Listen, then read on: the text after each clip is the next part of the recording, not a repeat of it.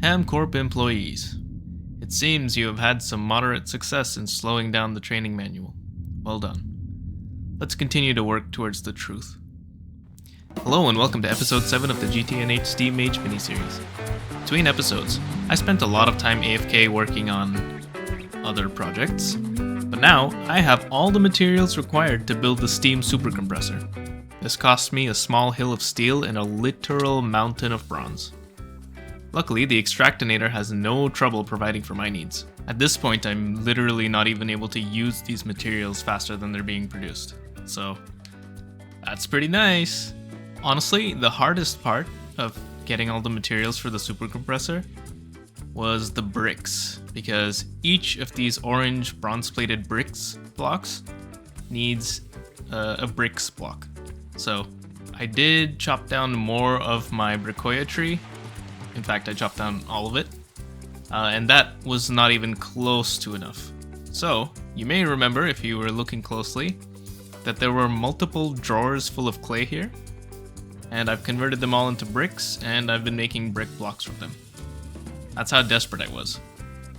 But now, I have a nice big stash of bricks. I'm going to use basically all of these, but I have some more bricks laying around, like in that chest over there.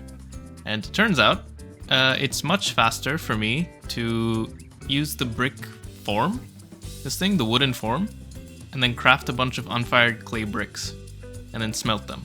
That turned out to be much faster than doing the alloy smelter recipe with the ingot mold. I also made all of the bronze plates. This is a couple of bronze plates. I'm going to be using all of them. Now all that's left is to actually make the controller, and I guess the bronze plated bricks, but that's pretty simple. So, controller, and then I can put this thing together.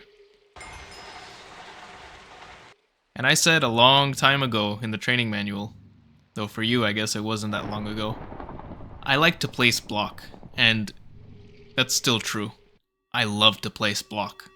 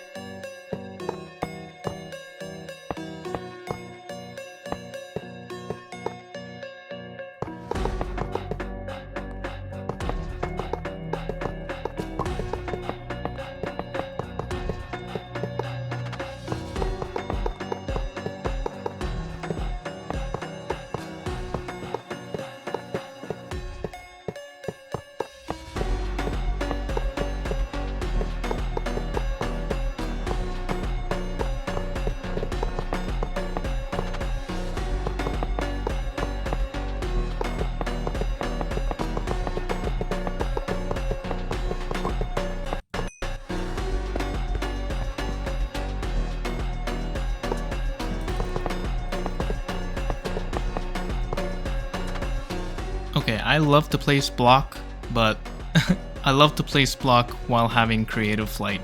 This is such a pain in the ass. So I actually looked at the rest of the structure, and it's basically the same as what I've built so far, but upside down, which sounds like hell. So I don't think I can do it. I'm sorry. I don't have creative flight. If I had flight, I would do it, but this is just too much. I hope you can forgive me. Alright. Okay, I think it's done. It's just missing steam hatch and the input and output hatches. Amazing. Well, now that this is done, it's time to progress. Next up, I need to make my first compressed steam ingot. The problem is, this runs on supercritical steam, which I don't have any of, because I gathered the materials for this a lot faster than I expected to, and my Cactus Wonder still hasn't done anything. I'm still waiting on my first quintuple compressed cactus coke. I think I'm gonna wait a little longer, but if I sense any time pressure, then I might just sacrifice a single quadruple to get things going. We'll see. But first, I need to edit this part of the video, because constructing this thing took a while. Still waiting for my cactus, but I have looked forwards a little bit. After making the compressed steam, I get a few new multi-blocks for ore processing. For primary progression, advanced hydraulics are what I need to make next. The steam receiver and vapor generator are pretty easy to make, but the steam jet spewer needs one new item that I haven't made before. I mean, excluding the compressed steam, of course, but exquisite salt. Exquisite salt is something I don't have at all. And normally you get it from sifting, but that's obviously not an option for me. So instead, we're going to get it through extractination. I need to make some gem sluice and run it through the extractinator. And the gem sluice is made in a mixer with diamond dust, emerald dust, ruby dust, and salt. Unfortunately, this is not fully self-sustaining. So see that it takes 4 of each of these dusts to make 4,000 gem sluice. And 4,000 gem sluice gives you 0.1 exquisite diamond, emerald, and ruby, and 0.2 exquisite salt on average. And that does not macerate back into 4 salt. So I have to source my dusts from elsewhere. And actually, extractination is the solution to this as well. So gravel sluice has been giving me crushed salt, which so far I've just been storing and voiding overflow. But I can grind this down into just salt dust. And similarly with sand sluice and obsidian sluice, I can make crushed ruby ore and also diamonds and emeralds, which I can crush down into dusts. So I need to set up a sand sluice extractinator, an obsidian sluice extractinator, and a gem sluice extractinator. The sand sluice is fine. The obsidian sluice, though, sourcing obsidian is a bit annoying because it consumes redstone in the cobbler. But the sand sluice gives me redstone. Basically what I have to do is I have to set up sand sluice. That gives me redstone and ruby. The redstone gets sent into making obsidian sluice, which gives me diamonds and emeralds. And then with the ruby, diamonds, emeralds, and salt, I can make gem sluice. And then finally I get my exquisites. So that is quite a bit more setup to do. And now I can actually test if I can turn this into a quad extractinator, or if double is truly the limit. We'll see. But alright, I have a bunch more crafting to do, but now that I have the iron, tin, and copper, it really shouldn't be that bad. I have expanded the extractinator, and indeed, you can use all 4 slots. You just have to reflect one of the controllers. And you already know this, but you can do that by holding shift and then right-clicking. So yeah, so this is a quad now, one for each of the recipes. And I got my first quintuple compressed cactus coke. Let's send this in to the cactus gods. And now I have 32.4 billion supercritical steam being produced at 512k per second. So this is going to take some time to empty out. 17 hours, I think, was what it was. But now we can start running the supercompressor. And apparently it's already on. And we are now making our first compressed steam. This is a cool animation. Just like the black hole that I did in the training manual. Or I guess I haven't done that yet. You know how it is. And before continuing on to any of these things, I'm going to give myself creative flight. Oh, and finally, I have freedom of movement again. So, like I said, I expanded the extractinator to have 4 different spots now. I may also take some time to upgrade these machines to steel tier, because honestly, steel is a bit easier to make, because it doesn't need bricks. Bricks are very annoying. But I might upgrade a bunch of these things to steel tier, and then also I might set up a lot of parts for auto crafting.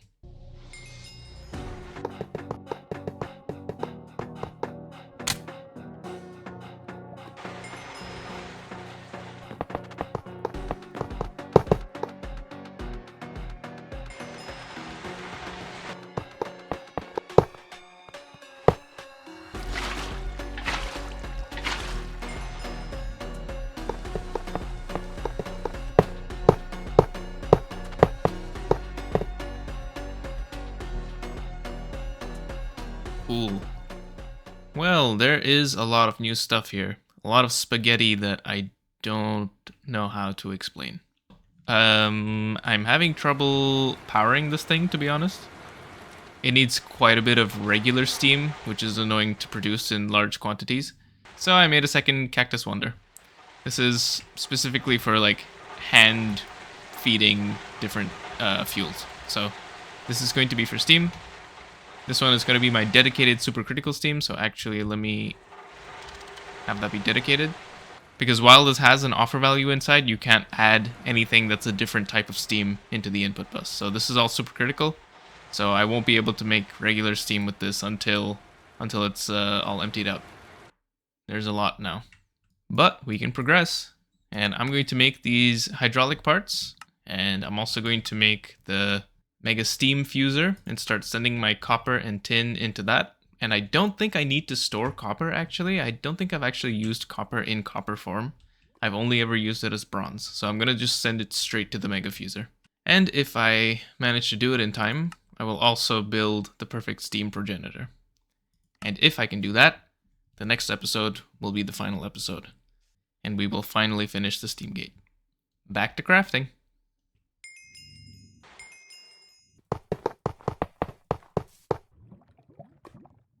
We now have the mega fuser. This thing is insanely fast. And I have also moved and upgraded the steam conformer. And I've moved the steam manufacturer. And I have a lot of pipe spaghetti going all over the place. Like, I don't even know how to explain what's happening here, but there's a lot of pipes taking things places, and a lot of hydraulic item filters filtering things. And apparently they catch fire under the rain, but they don't explode, so I don't care. But basically what I've started doing here is I'm now crafting parts constantly. So tiny bronze fluid pipes, for example, iron rings, iron rods, all kinds of shit. And it's all being routed around into the steam manufacturer using hydraulic regulators. So I'm choosing what specific items to put inside. They go into an input bus. And because input separation is on, it views each of the input buses as separate. You already know all of this. But basically this makes a bunch of different parts. So I'm making simple iron turbines, hydraulic motors, hydraulic pistons, and hydraulic arms. And this has been running for some time, and I have a nice stash of these. And this is all fully sustained. I can just leave it. It mostly runs on supercritical steam, which I pretty much have an infinite amount of, and also a bit of regular steam, which is slightly annoying, but it's nothing I can't handle. So I'm going to let this run for a while and gather up also the rest of the materials that I need to finish the entire multi-block. All of this is just the controller. There's also the whole multi-block. So I'm going to gather the rest of all of this shit, and I will see you next time when we can put down the steam progenitor and also put down the steam gate. Thank you for watching this episode of the GTNH Steam Age miniseries. In the next episode, we will craft the perfect steam progenitor, and hopefully the steam gate as well. I would like the shareholders to know that their needs are my top priority, and I would like to reassure them of HamCorp's commitment to their privacy. Any employees trying to guess the identities of shareholders will be compressed in the supercompressor. See you next time.